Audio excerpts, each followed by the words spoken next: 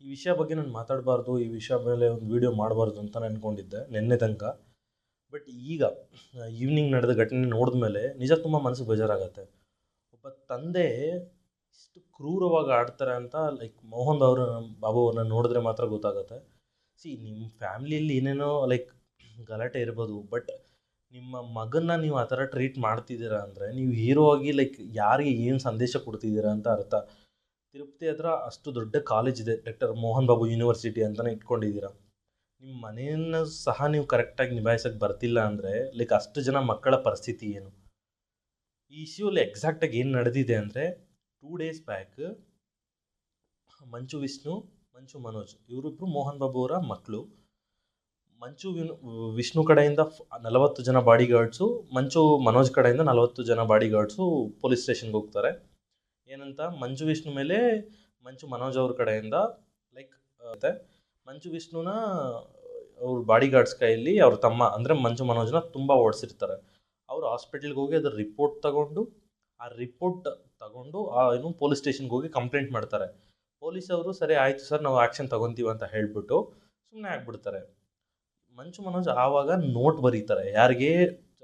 Andhra Pradesh CM Chandrababu ನಾಯ್ಡುಗೆ, deputy CM Pawan Kalyan ಅವ್ರಿಗೆ ಮತ್ತು ತೆಲಂಗಾಣ CM ರೇವಂತ್ ರೆಡ್ಡಿ ಅವ್ರಿಗೆ, ನಿನ್ನ ಸ್ವಂತ ಮಗ ನಿನ್ನ ಮತ್ತು ನಿನ್ನ ದೊಡ್ಡ ಮಗನ ಕಾಟ ತಟ್ಕೊಳ್ಳೋಕ್ಕಾಗ್ದಿರಾ ಬೇರೆ ರಾಜಕಾರಣಿಗಳು ಮತ್ತು ಪೊಲೀಸ್ ಅಧಿಕಾರಿಗಳನ್ನು ಲೈಕ್ ಕೇಳ್ಕೊಳ್ಳೋ ಪರಿಸ್ಥಿತಿಗೆ ನೀನು ಆ ಮಗನ ತಂದಿದೀಯ ಅಂದರೆ ಏನು ಅನ್ಬೇಕು?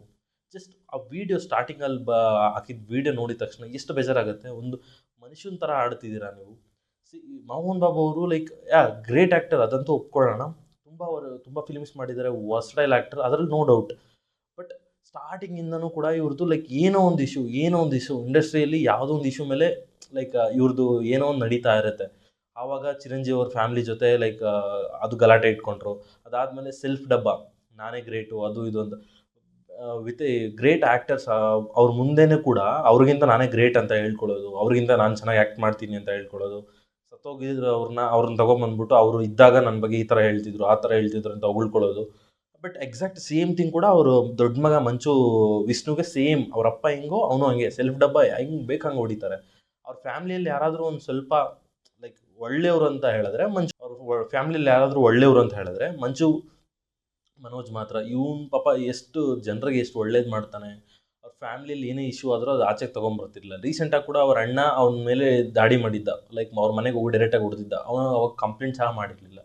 ಬಟ್ ಈ ಮೋಹನ್ ಬಾಬು ಅವ್ರ ಫ್ಯಾಮಿಲಿ ಅದು ಏನಾಗುತ್ತೆ ಅಂತ ಸೀರಿಯಸ್ಲಿ ಆ ದೇವ್ರು ಕೂಡ ಗೊತ್ತಾಗಲ್ಲ. Being a big family in Telugu industry, ನೀವು ಈ ಥರ ಚೀಪಾಗಿ ಬಿಹೇವ್ ಮಾಡಿದ್ರೆ ಲೈಕ್ ನೋಡೋರಕ್ಕೂ ಲೈಕ್ ಜನಕ್ಕೂ ಅದೇನು ಸಂದೇಶ ಕೊಡಬೇಕು ಅಂತ ಅಂದ್ಕೊಂಡಿದ್ದಾರೆ ನಮಗಂತೂ ಗೊತ್ತಿಲ್ಲ. ಟೈಮ್ ಗಾರ್ಡ್ ಈ ಥರ ನಮ್ಮ ಕನ್ನಡ ಇಂಡಸ್ಟ್ರಿಯಲ್ಲಿ ಯಾವುದೇ ಸಹ ಒಂದು ಘಟನೆ ನಡೆದಿಲ್ಲ, ಹೋಪ್ ನಡೆಯೋದು ಬೇಡ ಅಂತ ಅಂದ್ಕೊತೀವಿ. ಇದು ಎಕ್ಸಾಕ್ಟಾಗಿ ಏನು ನಡೆದಿದೆ ಈ ವಿಷಯದಲ್ಲಿ ಅಂತ ನೋಡಿದ್ರೆ. Thank you so much.